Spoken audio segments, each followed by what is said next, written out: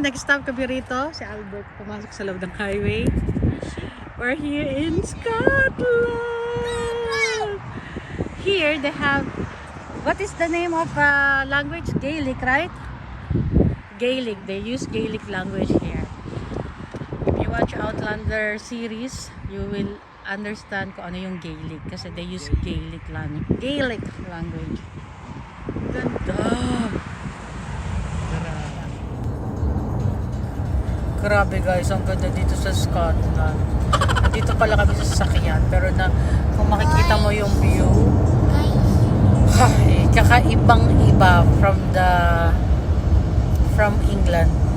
Guys, Speechless. Countryside pero ganda. There earlier sa car and then Ang ganda niya, promise. guys, Tapos yung mga mountain. Siguro lamig dito, lalo na pag winter. Tapos, ganda ko naman.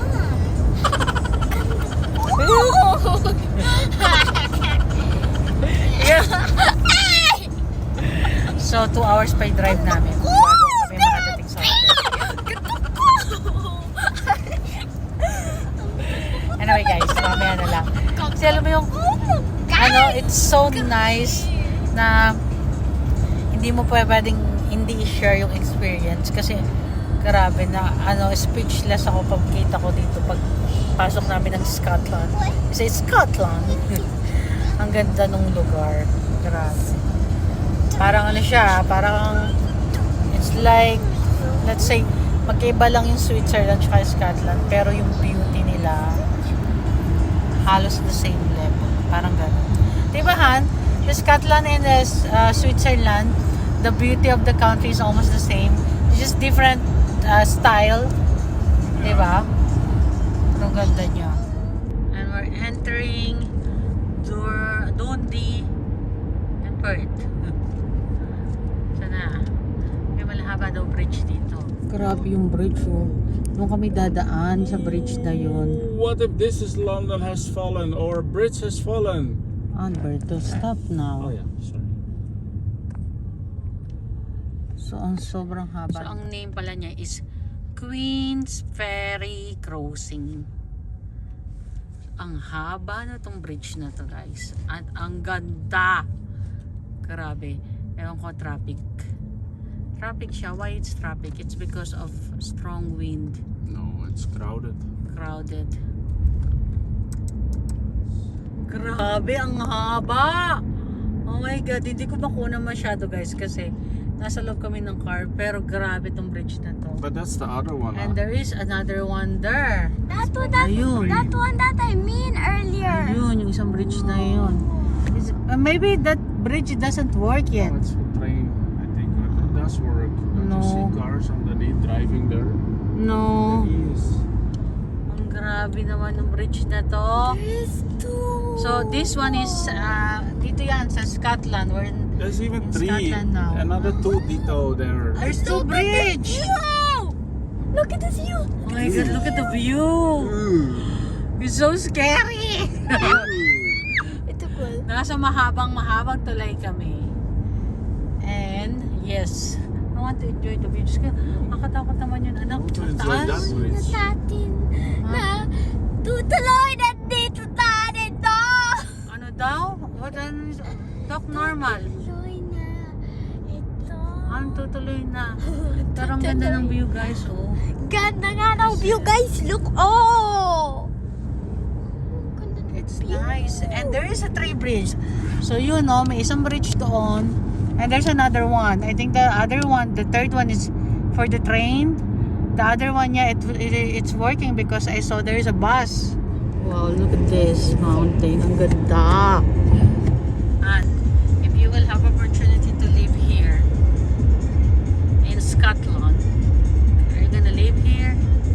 Yeah, if there's a chance Are you gonna like to live here? Definitely, if there's a chance to work here or just work from home, or if you're like a blogger, you have a good amount of viewers, you can live here. It's nice, right? I would love to The live nature here. is amazing.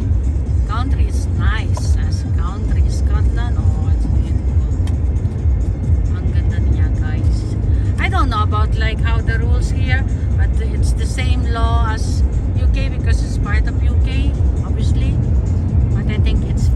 it's more quiet. People are friendly. And the road, there's not so much potholes. Di ba? Wala masyadong bako-bako. And it's a bit wider than in England. Di ba, Albert? Yeah, the roads are really nice. So here, I don't have any problem driving. Kasi Albert na nag-drive ngayon. Tomorrow ako kasi gusto kong i-enjoy yung view. Ang ganda kasi ng scenery, guys. Kung makikita nyo siya sa personal, oh my God. Alam nyo yung mga nakikita mo lang sa mga posts, nakala mo hindi totoo. Totoo siya kasi ang gaganda niya. And how are you, Alec? Hey, baby. How are you, Alec? Hey, baby. Anong hey, baby? Okay ka pa ba today? Alam mo, bilib ako sa bata na to. Even though, you know, kasi this last few weeks, this is our 4th week. 4 weeks siya. 4th weeks here in the UK. And we have 1 more week on her birthday. Hindi siya napapagod. The past few weeks, kasi most of the time, we stay 1 night in the hotel and then change the location. Every day, ganun. Kasi nga yung work ni Albert. Change location all the time. Wow, that's so beautiful. Hindi siya napapagod, guys. So yun nga, hindi ka napapagod, Alec, with all the traveling every day. A bit naman. A bit naman.